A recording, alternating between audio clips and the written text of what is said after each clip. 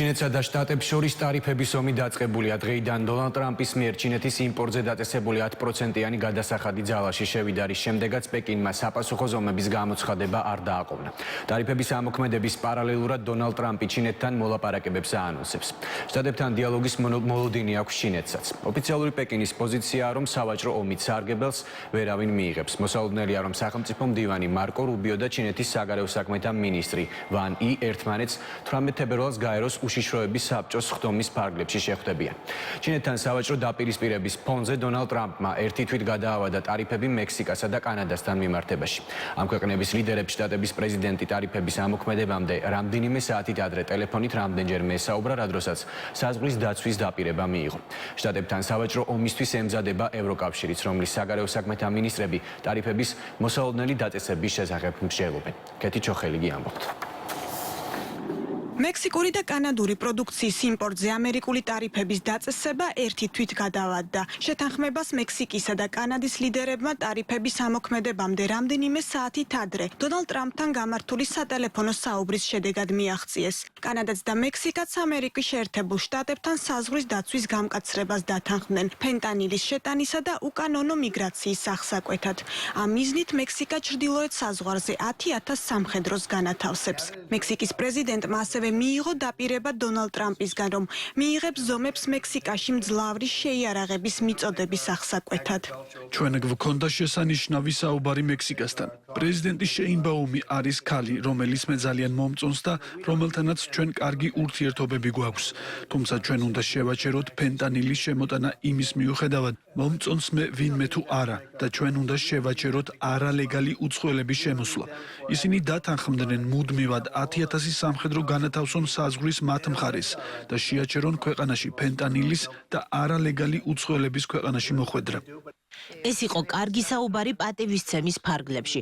დარწმუნებული ვარ, ამ თვის განმავლობაში ჩვენ შევძლებთ კარგი შედეგების მიღწევას შეერთებული შტატებისა და მექსიკის ხალხებისთვის. ჩვენ მივაღწიეთ შეთანხმებას განთავსდეს ეროვნული გვარდიის მეტი წევრი ჩრდილოეთ საზღვრის დასაცავად და მექსიკიდან შეერთებულ შტატებში ნარკოტრაფიკინგის, კერძოდ ფენტანილის ტრაფიკინგის აღსაკვეთად. მე ასევე ავუხსენი მას, რომ მძლავრი იარაღის რაოდენობა, რომელიც შედის მექსიკაში, არის სერიოზული პრობლემა. მექსიკიდან და კანადიდან იმპორტზე 25%-იანი ტარიფი დღეიდან უნდა შესულიყო ძალაში, ისევე როგორც ჩინეთიდან საქონლის იმპორტზე. ჩინეთის შემთხვევაში 10%-იანი ტარიფი უკვე ამოქმედდა. პეკინმა დაუყოვნებლივ გამოაცხადა საპასუხო ზომების მიღება. ჩინეთის მთავრობის განცხადებით დაწესდება 15%-იანი გადასახადი ნახშირსა და თხევად ბუნებრივ აირზე, ასევე 10%-იანი ტარიფი ნედლ ნავთობზე, სასოფლო სამეურნეო ტექნიკასა და გარკვეული ტიპის ავტომობილებზე. ჩინეთის საპასუხო ზომები 10 თებერვლიდან უნდა შევიდეს ძალაში. ტრამპი ამბობს, რომ სი ძინპინთან საუბარს გეგმავს. პეკინში მიიჩნევენ, რომ სავაჭრო ომებს გამარჯვებული არ ყავს.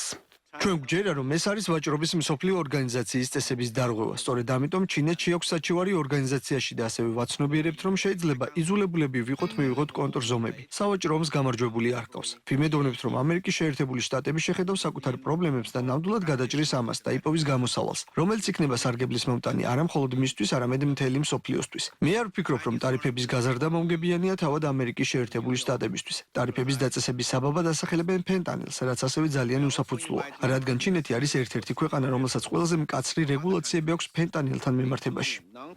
ჩვენ ალბათ დაველაპარაკებით ჩინეთს მომავალ 24 საათში. ჩვენ არ გვინდა, რომ ფენტანილი შედიოდეს ჩვენ ქვეყანაში. ახლა ჩვენ ჩინეთთან კიდევ ერთი დიდი საკითხი გვაქვს განსახილველი. ჩინეთი ჩართულია პანამის არხში. ისინი ასე არ გააგრძელებენ. ჩვენ ჩინეთთან დაგეგმილი გვაქვს შეხვედრები და ვნახოთ რა იქნება. ამერიკის შეერთებული შტატების პრეზიდენტმა ასევე კიდევ ერთხელ განაცხადა, რომ გეგმავს ტარიფების დაწესებას ევროკავშირისთვის, რომელსაც ტრამპი სავაჭრო დეფიციტის შექმნაში სდებს ბრალს. ჩვენ ევროკავშირთან უზარმაზარი დეფიციტი გვაქვს დაახლოებით 350 მილიარდი დოლარის ოდენობის. ისინი არ ყიდულობენ ჩვენ სასოფლო სამეურნეო პროდუქციას, ავტომობილებს, თითქმის არაფერს. ჩვენ კი მათგან ყველაფერს ვყიდულობთ და ამასთან დაკავშირებით არაფერს ვაკეთებთ. ჩვენ არ ვაკისრებთ მათ ტარიფებს. ისინი შეუძლებელს ხდიან ევროკავშირში მანქანების, სოფლის მეურნეობის პროდუქციის გაყიდვას. მათ ბევრი საბაბი აქვთ: პესტიციდები, გამოყენებული ქიმიკატები. ბობ კენედი ამ საკითხს ძალიან სერიოზულად განიხილავს. შესაძლოა ყველა მათგანის გამოყენების აუცილებლობა არ არის. ევროკავშირში აცხადებენ, რომ მზად არიან მტკიცედ უპასუხონ უსამართლო ზომებს და ასევე დაიცვან თავიანთი ღირებულებები და ინტერესები. ამასთან ევროკომისიის პრეზიდენტი დიალოგის საწყის ეტაპზე დაწყების აუცილებლობაზე საუბრობს. ურსულა ფონ დერ ლაიენი აღნიშნავს, რომ ტარიფების დაწესება ზრდის საწარმოო ხარჯებს და ინფლაციას, რაც საბოლოოდ ყველაზე მეტად აზარალებს მომხმარებლებს. ჩვენ ვიცით, რომ სასწორზე ბევრი რამდევს, ამიტომ ჩვენ განვიხილეთ შეერთებულ შტატებთან პრაგმატული თანამშრომლობის გაძლიერების გზები. აშკარაა, რომ არსებობს ახალი გამოწვევები და მზარდი გაურკვევლობა. ასე რომ ევროკავშირი მზად არის შეერთებულ შტატებთან ძლიერი, თუმცა კონსტრუქციული დიალოგისთვის. უსამართლო და ნებაყოფლობით მოპყრობას ევროკავშირი მტკიცედ უპასუხებს. კვირის ბოლოს ჩვენ ვიხილეთ, როგორ დაუწესდა კანადას და მექსიკას მაღალი ტარიფები. ეს ტარიფები ზრდის ბიზნესის ხარჯებს, აზარალებს დასაქმებულებს და მომხმარებლებს, ქმნის არასაჭირო ეკონომიკურ შეფერხებას და ზრდის ინფლაციას. ამაში კარგს ვერაფერს ვხედავთ. ამგვარად პრიორიტეტს ვანიჭებ პროდუქტიულ განხილვას და ურთიერთობას ადრეულ ეტაპზე. ამერიკის შეერთებული შტატები ჩვენი მეგობარი, მოკავშირე და პარტნიორია. ამ ურთიერთობებს აქვს ღრმა ფესვები და შენარჩუნება. აზართა სხვადასხვაობასთან დაკავშირებული პრობლემები მეგობრებს შორისაც ჩნდება. როდესაც ისინი ჩნდებიან, ჩვენ რეაგირება უნდა გქონდეს მათზე. ვისაუბროთ და ვიპოვოთ გამოსავალი და რა თქმა უნდა, ამავე დროს დავიცვათ ჩვენი ღირებულებები და პრინციპები საკუთარი ინტერესების დათმობის გარეშე. მოსალოდნელ ტარიფებზე რეაგირებისთვის და ევროპის საერთო ბაზრის დასაცავად საერთო პოზიციის შესამუშავებლად დღეს ვარშავაში ევროკავშირის ვაჭრობის მინისტრების შეხვედრა იმართება.